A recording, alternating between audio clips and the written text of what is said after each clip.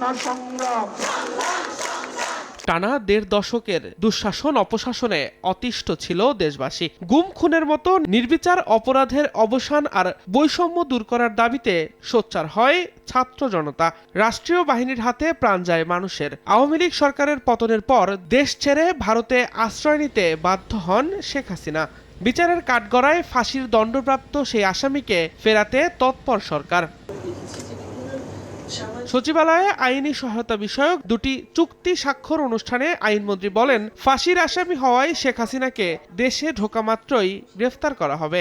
একজন ফাঁসির আসামি হলেও সে যদি বাংলাদেশের নাগরিক হয়, বাংলাদেশে আইনের প্রতি শ্রদ্ধা দেখিয়ে বাংলাদেশে এসে সারেন্ডার করতে চায়,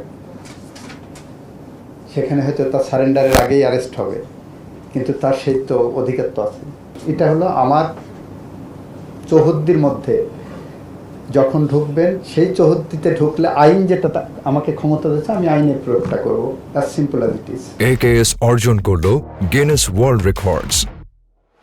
AKS আন্তর্জাতিক অপরাধ ট্রাইব্যুনালের বিচার প্রক্রিয়া নিয়ে হিউম্যান রাইটস ওয়াচের প্রতিবেদন আমলে নিয়ে অভিযোগগুলো খতিয়ে দেখার কথা বলেন আইনমন্ত্রী। জানান, হয়রানিমূলক আইনগুলো সংশোধনের উদ্যোগ নেওয়া হবে।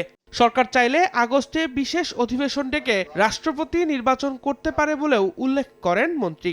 হিউম্যান রাইটস ওয়াচ মানে ওনাদের জায়গা থেকে ওনারা যদি একটা অবজারভেশন দেন, আমাদের দায়িত্ব হলো সেই অবজারভেশনটাকে কগনাইজেন্সে নিয়ে বিষয়টা খতিয়ে দেখা।